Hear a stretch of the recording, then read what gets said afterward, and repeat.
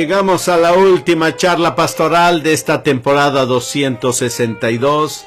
Hoy es sábado 29 de marzo. Gracias por estar con nosotros durante esta temporada, esperando que sea de bendición para sus vidas y para cada uno de los que nos escuchan, nos ven, los leen y todo eso. Y bueno, como siempre, les recordamos que el día de mañana es domingo.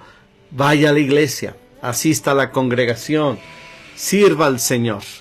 Y bueno, pues ahí está. Yo quería solamente mencionarles esto, y a propósito de todo esto quiero agradecerles, ¿verdad?, también su atención durante esta semana. Y bueno, vamos a nuestra última charla pastoral. Pues estamos hablando acerca de David el rey y lo trajimos aquí al estudio de grabación, que no es ni estudio, pero de todos modos lo tenemos aquí. Y de manera simbólica, obviamente, le preguntamos: David, ¿cómo se te ocurrió pecar? Ahora déjame decirles, no lo quiero que lo vean como una especie de regaño, como si yo fuera muy santo o muy perfecto. Creo que nadie lo somos, y creo que todos estamos expuestos a una situación como la que vivió el rey David. Hemos visto ya 5 cosas que habilitaron la caída de David. Una de ellas era la demasiada confianza, el ocio, el no detenerse de mirar, o más bien mirar lo que no debe mirar.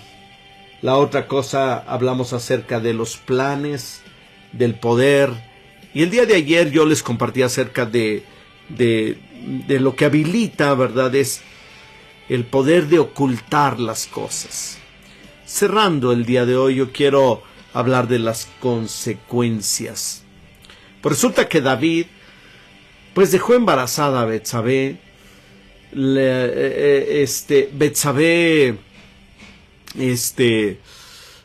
pues bueno, David intentó ocultar las cosas, mandó traer al marido, el marido no quiso acostarse con ella, finalmente lo mata, ¿verdad? No con sus propias manos, pero como si lo hubiera hecho con sus propias manos.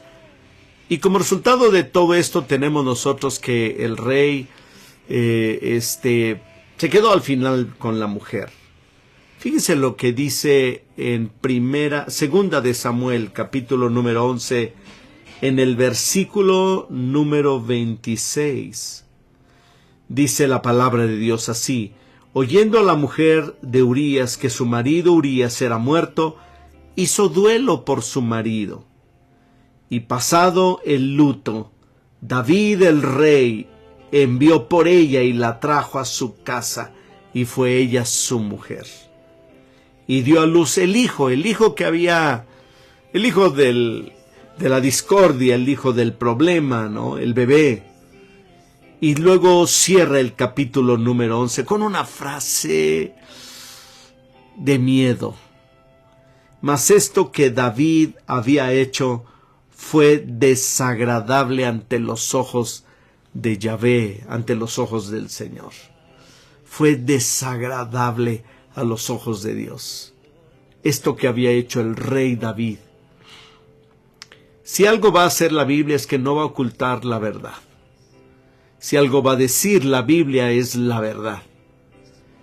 Si algo va a exponer la Biblia es el corazón de la gente. Y el corazón de David aquí ya se había estropeado a causa de la lujuria, pero también del asesinato y del adulterio y de la falta de detenerse en el momento, del abuso del poder. Y bueno, le preguntamos a David: David, platícanos más, ¿verdad? Y todo eso. Y entonces podemos ver que a partir de ese momento, la vida de David nunca fue la misma. Pasó como un año, nace el bebé.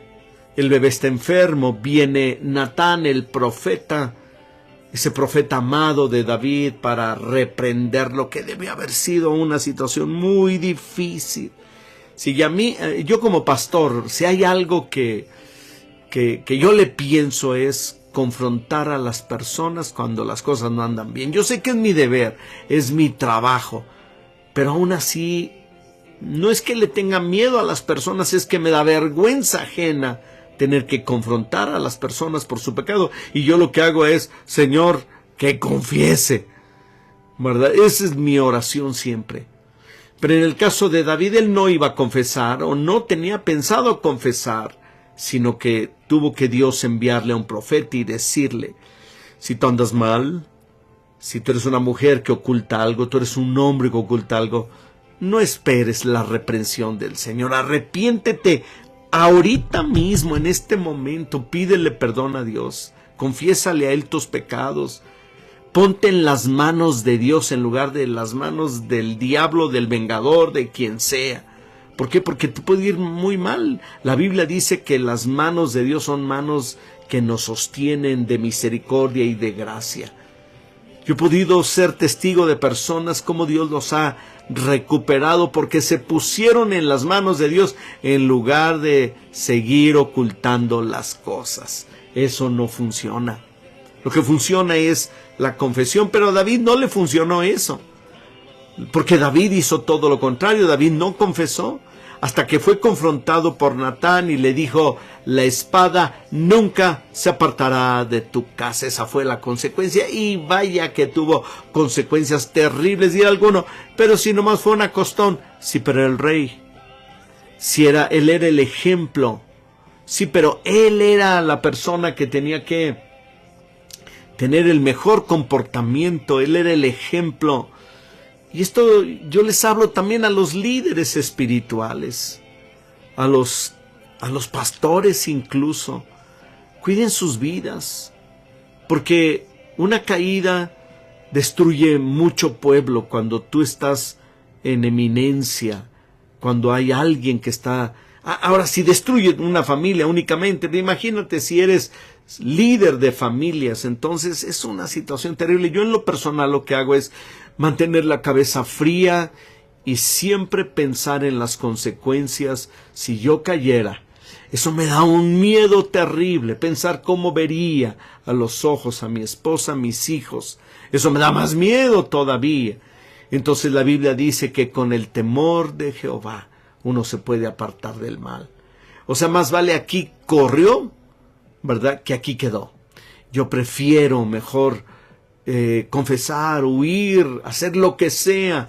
Y yo te invito, yo te animo a que tú no permitas que el pecado se enseñoree de tu vida, de tal manera que lleguen las consecuencias y entonces todo aquello se vuelva algo tan destructivo. Y si ya lo estás, entonces comienza con arrepentimiento, pídele perdón a Dios, ampárate bajo la poderosa mano del Señor.